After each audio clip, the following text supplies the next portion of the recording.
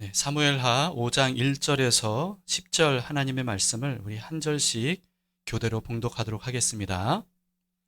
이스라엘 모든 지파가 헤브론에 이르러 다윗에게 나아와 이르되 보소서 우리는 왕의 한 고륙이니이다. 전에 곧 사울이 우리의 왕이 되었을 때에도 이스라엘을 거느려 출입하게 하신 분은 왕이시였고 여호와께서도 왕에게 말씀하시기를 내가 내 백성 이스라엘의 목자가 되며 내가 이스라엘의 주권자가 되리라 하셨나이다 하니라. 이에 이스라엘 모든 장로가 헤브론에 이르러 왕에게 나아오매 다윗 왕이 헤브론에서 여호와 앞에 그들과 언약을 맺음에 그들이 다윗에게 기름을 부어 이스라엘 왕으로 삼으니라. 다윗이 나이가 30세 왕에 올라 40년 동안 다스렸으되 헤브론에서 7년 6개월 동안 유다를 다스렸고 예루살렘에서 33년 동안 온 이스라엘과 유다를 다스렸더라. 왕과 그의 부하들이 예루살렘으로 가서 그 땅 주민 여부스 사람을 치려하며 그 사람들이 이르되 내가 결코 이리로 들어오지 못하리라. 맹인과 다리 저는 자라도 너를 물리치리라 하니 그들 생각에는 다윗이 이리로 들어오지 못하리라 함이나 다윗이 시온 산성을 빼앗았으니 이는 다윗성이더라. 그날에 다윗이 이르기를 누구든지 여부스 사람을 치거든 물 깃는 대로 올라가서 다윗의 마음에 미워하는 다리 저는 사람과 맹인을 치라 하였으므로 속담이 되어 이르기를 맹인과 다리 저는 사람은 집에 들어오지 못하리라 하더라. 다윗이 그 산성에 살면서 다윗성이라 이름하고 다윗이 밀로에서부터 안으로 성을 둘러 쌓으니라. 만군의 하나님 여호와께서 함께 계시니 다윗이 점점 강성하여 가니라. 아멘. 네, 하나님의 말씀입니다. 코로나 사회적 거리두기가 해제된 지 벌써 6개월 정도가 지나갔습니다. 이제는 우리가 주일날 예배당에 함께 모여서 예배도 드리고 또 함께 식사도 하고 그리고 또 오후에는 나눔 시간을 갖는 것이 좀 익숙해졌어요. 그리고 이제 10월에는 드디어 금요일에도 모이게 되는데요. 모닥불 기도 모임, 금요 기도회를 하기로 했습니다. 4주간의 이 모닥불 기도 모임 이후에는 매주 또 금요일마다 중보 기도 모임으로 이어가려고 합니다. 여러분들의 많은 참여를 바랍니다. 그런데요, 이렇게 다 정상화가 됐는데 오직 수요 예배만은 아직도 온라인으로만 예배를 드리고 있습니다. 담길 수요 예배는요, 사실 이전에 코로나 이전에 우리가 어떻게 드렸는지 생각해 보면 점심 식사를 같이 해야만 수요 예배를 예전처럼 할 수 있거든요. 11시에 모여서 같이 예배 드리고 그리고 식사를 같이 하고 이게 이제 쭉 이어지면서 우리가 함께 모이는 모임을 수요 모임으로 갖게 됐는데 그래서 식사가 가능해지면 예전처럼 수요 예배를 드리려고 생각을 했었어요. 근데 그러지 못하고 있는 상황인 겁니다. 왜냐하면 이 온라인 수요 예배 때 담길 가족이 아닌 분들이 정기적으로 계속해서 이 수요 예배를 참여를 하고 있거든요. 그래서 이분들을 배제하고 저희들끼리 여기 모여서 수요 예배를 한다는 게 참 어려운 상황이 됐어요. 근데 이분들이요, 오히려 이 담길 가족들보다 이 수요 예배에 대한 더 큰 애정을 가지고 있는 게 좀 느껴집니다. 그 중에는 미국에서 참여하시는 분들도 계셔요. 담길 수요 예배는 이제 제가 일방적으로 말씀을 지금처럼 이렇게 전하는 그런 수요 예배가 아니고 둘러 앉아서 제가 말씀을 먼저 전하고 또 그 본문을 가지고 우리 함께 말씀을 나누는 어떤 그런 식으로 수요 예배를 드리는 예배입니다. 그래서 온라인 수요 예배도 바로 그런 식으로 하는데 제가 말씀을 전하고 또 그 후에는 라이브 채팅을 통해서 각자 받은 말씀들 거기에 대한 어떤 소감이라든지 깨달은 것들 뭐 이런 것들을 함께 이야기를 합니다. 그러면서 자연스럽게 자신의 삶을 나누게 되고요. 그래서 한 번도 얼굴을 본 적이 없는 분들의 어떤 사정이라든지 이런 것들을 알게 되면서 그게 기도 제목이 되고 그래서 온라인이긴 하지만 우리가 함께 누군지 얼굴도 본 적이 없는 분들의 기도 제목을 가지고 함께 기도하고 이런 일들이 있다는 거죠. 근데 그런 중에 또 이렇게 온라인으로 기도하는 것에 대해서 하나님이 얼마나 또 놀랍게 응답을 하시는지 여기에 대한 나눔들도 해주시는 거예요. 그러니까 이런 분들이 점점 그 뭐랄까 예배에 참여하면서 성령님 안에서 마음이 통하고 영이 통하는 것 이런 것들을 느끼게 됩니다. 지난 수요 예배 때는요, 우리 교회 교인이 아닌데 정기적으로 참여를 하시고 말씀도 같이 나눠주셨던 분이 암투병 중이시거든요. 그런데 암투병 중인데 이분이 한두 달 전쯤부터 저희와 기도 제목을 나누고 그러면서 함께 기도를 했어요. 근데 지난주에 떨리는 마음으로 병원에 갔더니 깨끗하다는 거예요. 그래서 참 너무 이게 감사한 마음이 들고, 정말 그분의 그 기쁜 마음이 예배를 드리는, 온라인으로 예배를 드리는 저희들한테 그대로 느껴지더라고요. 그러다 보니까 이 이제 수요예배 정기적으로 참여하시는 분들의 이 애정이 점점 더 깊어지는 게 느껴집니다. 그래서 담길 수요예배만의 이 정체성이 점점 이렇게 뚜렷하게 드러나게 되는 것 같아요.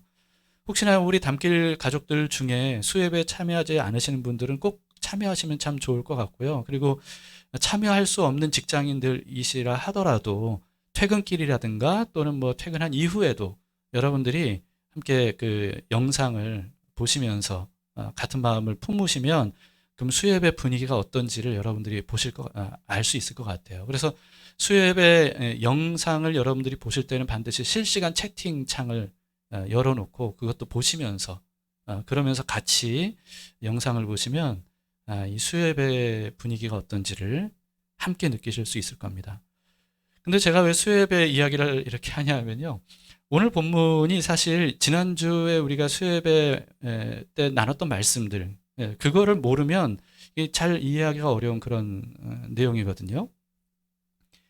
무슨 내용이었냐면요, 사울 왕하고 요나단 왕자가 이제 블레셋과의 전투, 길보아라고 하는 곳에서의 전투에서 전사를 합니다.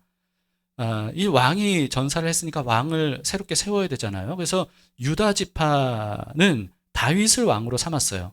그런데 유다 지파 외에 11지파, 다른 지파들은 사울의 또 다른 아들인 이스보셋이라고 하는 사람을 왕으로 세웠습니다. 여러분, 일반적인 나라라면 선왕이 죽으면 그러면 그 왕자가 대를 잇는 게 당연하죠. 그런데 이스라엘은 이런 일반적인 나라가 아닙니다. 이스라엘은 하나님의 나라로 선택받았죠. 그렇기 때문에 이스라엘은 다른 나라와는 달리 하나님의 뜻대로 돌아가는 나라여야 됐습니다. 하나님은요, 사울 왕이 죽기 오래전에 이미 사울 왕조가 아니라 다윗을 왕으로 삼을 것이라는 뜻을 사무엘을 통해서 분명하게 말씀을 하셨습니다. 이 말씀을요, 사울 왕도 알고 있었고 그리고 요나단도 알고 있었어요. 근데 이 사울 왕이 그 사실을 너무나도 잘 알고 있었기 때문에 오히려 그래서 다윗을 그토록 죽이려고 했던 거죠. 왕이 되지 못하게 하려고. 그런데 이 다윗이 속한 지파인 유다 지파만 다윗을 왕으로 삼고 나머지 11지파는 다윗을 왕으로 삼으려고 하지 않았던 겁니다. 이스보셋이 나머지 모든 지파의 왕이 된 이유가 뭐냐 하면요, 사울의 오른팔 군대 장관이었던 아브넬이라고 하는 사람이 이 이스보셋을 왕으로 세웠기 때문입니다. 언뜻 보면 이 아브넬이 사울 왕에 대한 충성심 때문에 그 아들을 왕으로 세운 것처럼 이렇게 볼 수 있지만요, 사실은 성경을 보면 전혀 그게 아니라는 것을 알 수가 있습니다. 이 이스보셋을 왕으로 세운 이유는 자신의 꼭두각시로 세우고 자신이 실권을 장악하기 위해서였어요. 그런데 그러면 여러분, 아브넬은 하나님께서 다윗을 왕으로 선택하셨다는 것을 이 아브넬은 몰랐을까요? 아닙니다. 잘 알고 있었어요. 확실히 알고 있었습니다. 그런데도 불구하고 아브넬은 하나님의 뜻을 거슬러서 이스보셋을 왕으로 세우고 자신의 욕심과 교만의 마음으로 이 실권을 장악을 했던 겁니다. 그런데 이렇게 아브넬이 세운 이스보셋이 꼭두각시 노릇을 해야 되는데, 그런데 이 아브넬의 잘못을 이 이스보셋 왕이 지적을 한 거예요. 그러니까 이 아브넬이 화가 난 겁니다. 화가 나서 마치 자신이 하나님의 뜻을 이루는 사람이라도 되는 것처럼 다윗에게 찾아가서 내가 다윗 당신에게 이스라엘 나라를 넘기겠다. 그게 하나님의 뜻인데 내가 그 하나님의 뜻을 이루겠다. 이렇게 얘기를 하는 겁니다. 그러면서 이제 다윗과의 협상을 하게 되죠. 협상을 하는 그 절차를 밟아 나가던 중에 다윗의 군대 장관인 요압이 자기의 동생을 아브넬이 죽인 그 원한 복수를 하기 위해서 다윗 몰래 이 아브넬을 죽이고 맙니다. 이스라엘의 실세였던 아브넬이 죽으니까요, 이스라엘 백성들이 큰 충격에 빠졌던 거예요. 근데 이제 나라가 완전히 휘청하게 된 상황 아니겠습니까? 그 이스라엘 백성들 중에 이 이스보셋 왕의 그 군 지휘관 2명이 있어요. 레갑과 바하나. 이 사람들이 지금 돌아가는 꼴을 보니까 이제 우리는 이 나라는 끝났다. 다윗이 왕권을 잡겠구나. 이렇게 생각을 했던가 봐요. 그래서 이 이스보셋의 군 지휘관인 레갑과 바하나 이 두 사람이 이스보셋이 잠든 틈에 몰래 들어가서 이 암살을 하게 됩니다. 그리고 그 머리를 베서 다윗에게로 도망쳐요. 그리고는 그 머리를 들고 이제 다윗에게 찾아가서 당신의 원수인 적을 이렇게 머리를 베어 왔다고 하는 거죠. 그러니까 이렇게 하면 다윗이 기뻐하면서 자신들을 어떤 고위 관직으로 세울 거라고 생각을 했던 것 같습니다. 그러나 여러분, 다윗은 일반 왕들과는 완전히 다른 왕이거든요. 그러니까 다윗은 어째서 너희들이 무죄한 사람을 죽였느냐, 이렇게 하면서 사형을 시켜버립니다. 이들을요. 그리고 죽은 이스보셋 왕을 장례를 치러주죠. 아브넬도 죽었고요. 이어서 꼭두각시였기는 했지만 왕이었던 이스보셋마저도 죽었습니다. 그러니까 이제는 11지파에는 왕이 될 만한 사람이 없었던 거예요. 물론 이 사울 왕의 손자가 있었어요. 무비보셋이라고 하는 손자가 있었는데요. 근데 문제가 뭐냐 하면 어릴 때 이 유모가 떨어뜨리는 바람에 다리를 저는 불구가 됐습니다. 그러니까 이런 불완전한 불구가 된 사람을 왕으로 세울 수가 없는 그런 상태였죠. 그랬더니 드디어 이제 모든 지파가 다윗에게 찾아가는 거예요. 그러면서 이스라엘 전체 왕이 되어주기를 바라면서 그래서 왕을 세우는 거죠. 이게 바로 오늘 본문의 내용입니다. 자, 1절을 보세요. 이스라엘 모든 지파가 헤브론에 이르러 다윗에게 나와 이르되 보소서 우리는 왕의 한 고륙이니이다. 자, 아브넬이 살아 있었을 때는요, 이스라엘 11지파가 어떻게 했습니까? 다윗을 적대시했거든요. 그냥 이스보셋을 왕으로 삼고 아브넬 실세를 따라서 그냥 이렇게 살았던 그 정도가 아니고요. 7년 6개월 동안 다윗 편과 이제 그 전쟁을 벌였어요. 근데 전쟁까지 불사했던 그들이 이제는 아브넬과 이스보셋마저도 죽게 되니까 갈 길이 없어서 그제서야 다윗에게 찾아와서 당신과 우리는 한 혈통 아닙니까? 같은 이스라엘 민족 아닙니까? 뭐 이렇게 말하는 거죠. 자, 2절도 보세요. 전에 곧 사울이 우리의 왕이 되었을 때에도 이스라엘을 거느려 출입하게 하신 분은 왕이시였고 여호와께서도 왕에게 말씀하시기를 네가 내 백성 이스라엘의 목자가 되며 네가 이스라엘의 주권자가 되리라 하셨나이다 하니라. 자, 다윗이 이스라엘을 거느려 출입하게 했다라고 하는 건 무슨 뜻이냐면 다윗이 골리앗을 때려 눕혔었잖아요. 그때 사울 왕이 다윗을 군대 장으로 세우거든요. 군대장으로 세웠어요. 그래서 군대장인 다윗이 이스라엘 군사들을 이끌고 출정을 하지 않았겠습니까? 바로 그걸 얘기하는 겁니다. 당신과 함께 우리가 나가서 싸우지 않았습니까? 우리는 전우입니다. 뭐 이런 거죠. 당신은 우리의 지휘관입니다. 뭐 이런 뜻입니다. 그리고 또 그 다음 말이 중요한데요. 그 다음 말을 보면요. 이들도 하나님께서 이미 오래전에 다윗을 이스라엘의 왕으로 세우셨다는 것을 분명히 알고 있다는 것을 그 다음 말을 통해서 우리는 볼 수가 있는 겁니다. 사실 이스라엘 백성이라면 유다 지파 출신인 다윗이 이스라엘의 왕이 되는 것, 이게 바로 하나님의 뜻이라는 것을 모르는 사람이 없었을 겁니다. 왜냐하면 사무엘을 통해서 하나님께서 다윗을 왕으로 세우리라 라고 하는 이 말씀을 들었을 때 이 이스라엘 백성들은 자연스럽게 이 오래전 야곱의 예언적인 유언을 떠올렸을 것이 분명합니다. 야곱은요, 12아들 중에 4번째 아들인 유다에게 대해서 이렇게 예언을 했었어요. 창세기 49장 9절 10절인데요. 유다는 사자 새끼로다. 내 아들아, 너는 움킨 것을 찢고 올라갔도다. 그가 엎드리고 웅크림이 숫사자 같고 암사자 같으니 누가 그를 범할 수 있으랴. 규가 유다를 떠나지 아니하며 통치자의 지팡이가 그 발 사이에서 떠나지 아니하기를 실로가 오시기까지 이르리니 그에게 모든 백성이 복종하리로다. 자, 이게 무슨 뜻이냐 하면 유다 지파의 왕이 나올 것이고 그 왕권이 영원히 이르게 될 것이다. 이런 예언입니다. 그렇기 때문에 사무엘이 하나님께서 베냐민 지파 출신인 사울 왕을 패하시고 그리고 유다 지파 출신인 다윗을 왕으로 삼으실 것이다. 이런 말씀이 이스라엘 백성들에게 전해졌을 때 이들은 이것이야말로 야곱의 예언적인 유언이 성취되는 하나님의 뜻이구나. 이거를 알았을 거라는 거죠. 그런데도 사울 왕은 다윗을 죽이려고 적극적으로 그걸 하나님의 뜻을 막으려고 했고요. 아브넬도 사울 왕이 죽었는데도 불구하고 이스보셋을 왕으로 세움으로써 자신의 실권을 장악하기 위해서 다윗을 거부했던 겁니다. 유다 지파를 제외한 모든 이스라엘 백성들도 마찬가지예요. 7년 6개월 동안이나 전쟁을 불사했어요. 지난 수요예배 때 제가 이런 말씀을 전했습니다. 하나님의 뜻을 몰라서 하나님의 뜻대로 살지 않는 것도 문제지만 하나님의 뜻을 아는데도 불구하고 그 뜻을 무시하고 자신의 생각과 욕망을 따라 사는 것, 이것도 큰 문제다. 이런 말씀을 드렸습니다. 이 세상의 모든 그 인생 문제, 이 세상의 모든 인생 문제는요, 알고 보면 하나로 귀결되는데 그건 뭐냐면 하나님의 뜻대로 살지 않는 것 때문에 발생된 문제들이라는 거예요.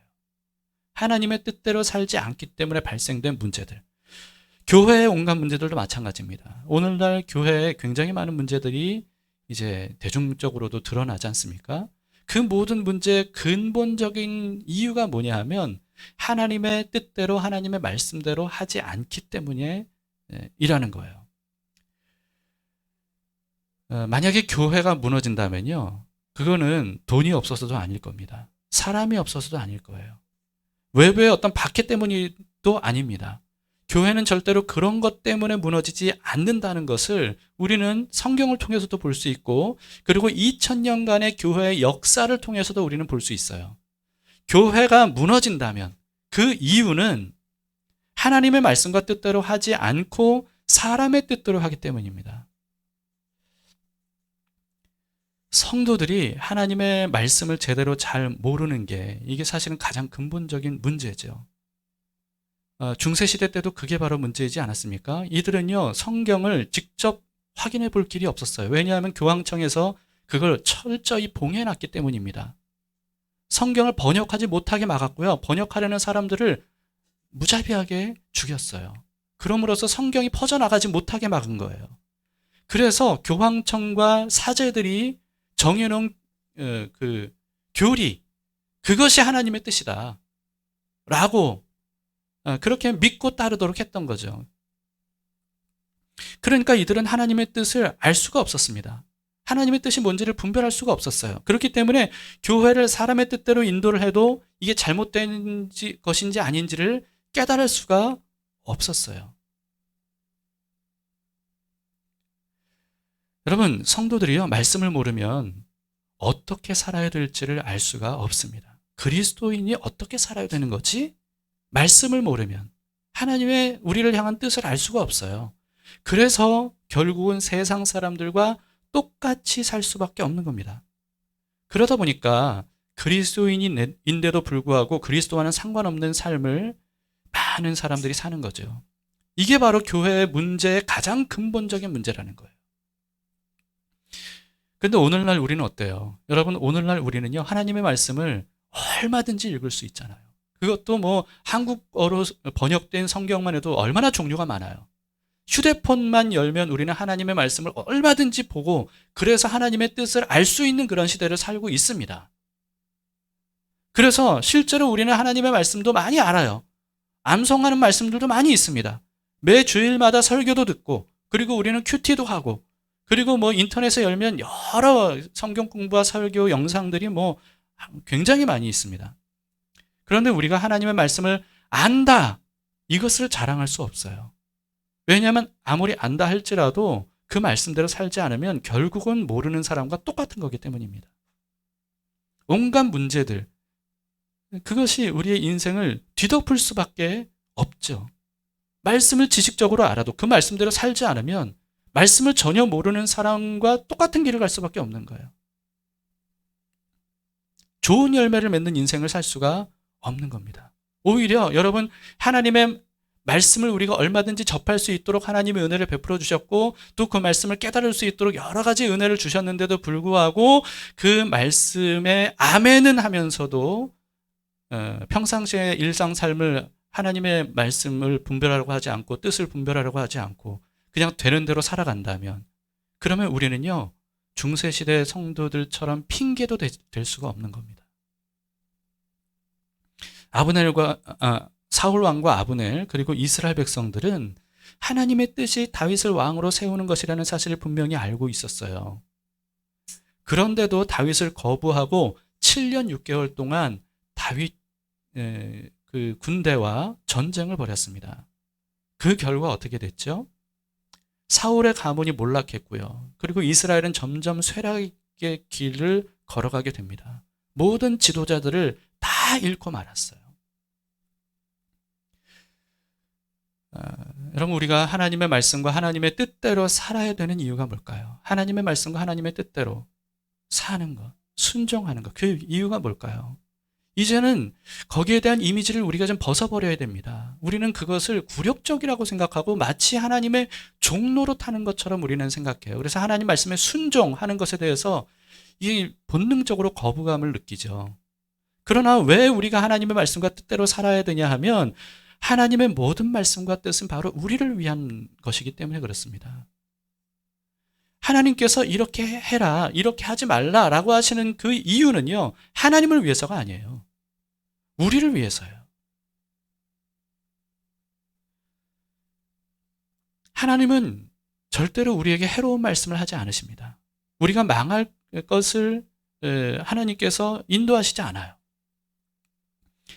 물론 우리의 한계를 초월하는 하나님의 말씀이 있을 수 있어요. 우리의 한계를 초월하는 거죠. 그러니까 우리가 이해가 잘 안 되는 그런 말씀들을 하나님이 하실 때가 있어요. 그러나 그래서 거부감이 들고 불안할 수는 있지만 하나님이 어떤 분인지를 생각해 보세요. 하나님은 우리를 사랑하시는 전지전능하신 분이십니다. 전지전능하기만 하고 우리를 사랑하시지 않는 신도 아니고요. 그리고 우리를 사랑하지만 전지전능하지도 않는 신도 아니에요. 하나님은 전지전능하신데 우리를 말로 닿을 수 없이 사랑하시는 분이세요. 그런 하나님께서 그 전지하신 지혜로 어떻게 하면 사랑하는 우리들에게 좋은 것을 주실까? 이걸 생각하면서 이렇게 해야 네가 복 있는 삶을 살 수 있다. 이렇게 하지 말아야 네가 살 수 있다. 라고 하는 것을 하나님께서 우리에게 알려주시는 거죠. 그래서 하나님이 얼마나 우리를 사랑하시는 전지전능한 하나님인지를 제대로 알고 믿으면 그러면 하나님 말씀에 기쁘게 순종할 수 있는 겁니다.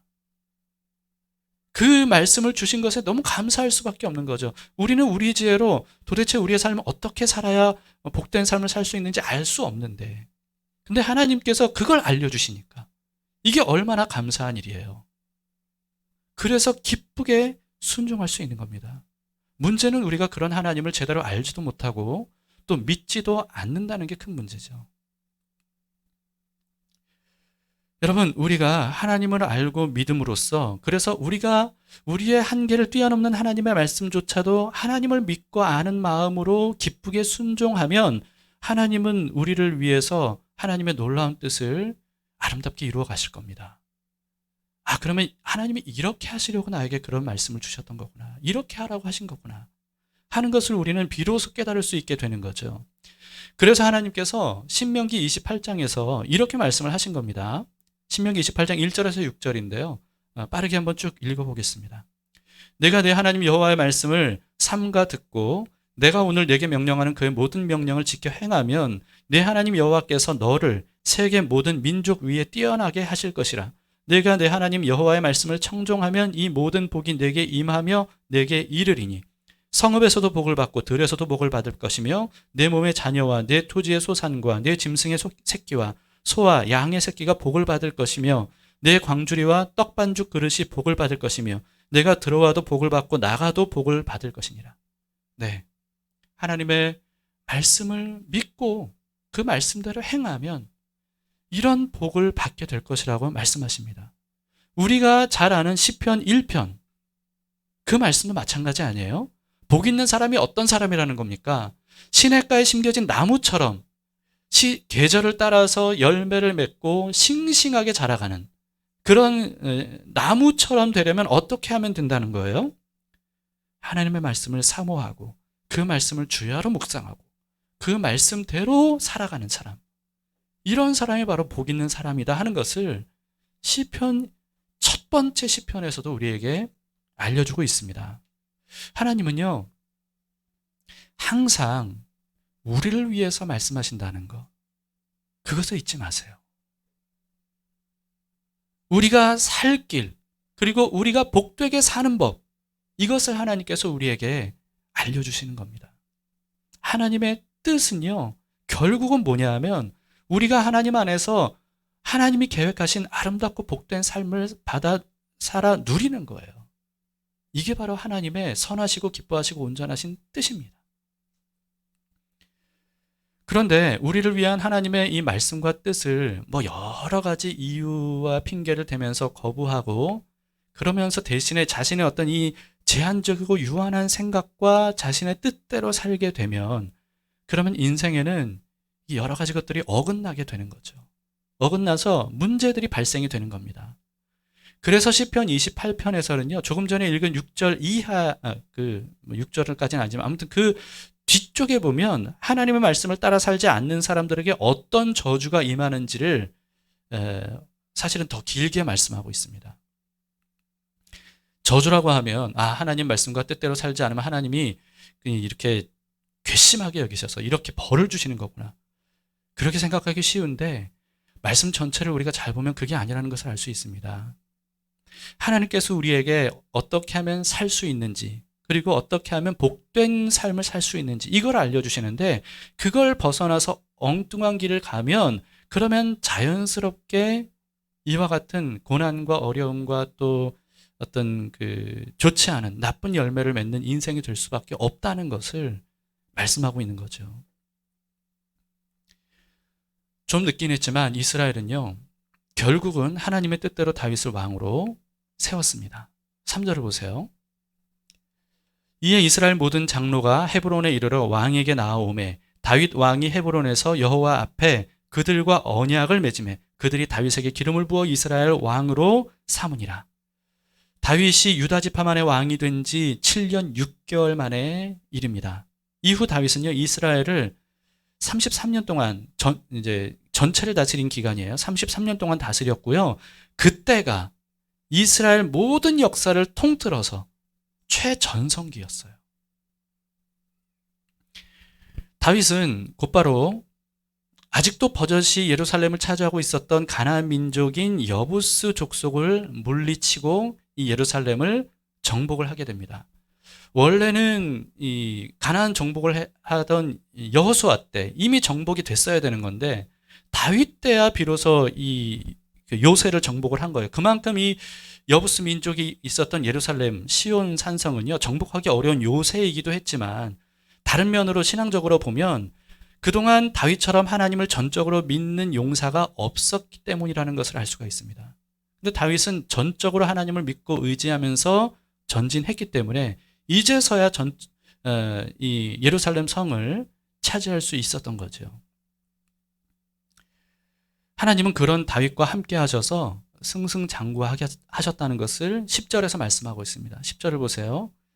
만군의 하나님 여호와께서 함께 계시니 다윗이 점점 강상하여 가니라. 그리고 다른 성경에는 다윗이 어디를 가든지 이기게 하셨다고 말씀을 하십니다. 다윗의 역사뿐만 아니고요, 이스라엘의 역사를 보면 이스라엘을 다스리는 왕이 누구인가에 따라서 이스라엘이 얼마나 달랐는지를 볼 수가 있습니다. 근데 그건 사실은 이스라엘만의 문제가 아니에요. 다른 모든 나라들도 마찬가지입니다. 누가 그 나라를 통치하고 다스리느냐, 여기에 따라서 그 나라와 민족의 운명이 갈라지기도 하는 거죠. 그래서 한 사람의 통치자로 인해서 나라가 굉장히 흥할 수도 있지만 한 사람의 통치자로 인해서 나라가 순식간에 완전히 망할 수도 있다는 것을 우리는 인류 역사를 통해서 볼 수가 있습니다. 오늘날 우리는 왕정 시대를 살아가고 있지는 않습니다. 얼마 전에 영국의 여왕 엘리자베스 2세가 세상을 이제 떠났죠. 근데 그 이후에 영국 국민들 사이에서 이제는 왕정을 거부하는 그런 움직임들이 굉장히 많아졌다고 합니다. 확실히 이 현대인들은요, 왕정 체제와는 이제 좀 거리가 멀어요, 마음이. 근데 그렇다고 하더라도 사실 모든 사람들은 누구든지 자신의 왕으로 모시는 왕이 따로 있어요. 개인적인 왕이죠. 개인적인 왕. 눈에 보이는 사람을 왕으로 세운 사람도 있고요. 또 눈에 보이지 않는 어떤 사상이나 이념을 자신의 왕으로 삼는 사람들도 있습니다. 또 종교나 체제 이런 것들을 왕으로 삼고 사는 사람들도 있어요. 스스로는 인지하지 못해도 사람은요, 누구나 자신의 왕에게 순종하면서 살아갑니다. 이게 말하자면 세계관이에요. 세계관. 어떤 세계관을 가지고 살아가느냐라고 하는 거죠. 그리스도인인 우리도 마찬가지입니다. 우리도 모두가 다 누군가를 왕으로 삼고 살아가고 있다는 거예요. 거기에 순종하면서 따르면서 살아가고 있다는 거죠. 누구를 왕으로 모시고 누구에게 순종하느냐에 따라서 인생이 달라진다는 이 사실을 여러분 잊지 말아야 됩니다. 그래서 인지하지 못한 상태에서 나도 생각하지 못했던 상대를 왕으로 생각하고 그냥 아무 생각 없이 따라가면 그러면 인생을 완전히 망칠 수도 있다는 것을 기억하셔야 돼요. 누구를 왕으로 삼을 것인가? 여기에 대한 분명한 인식이 있어야 되고요.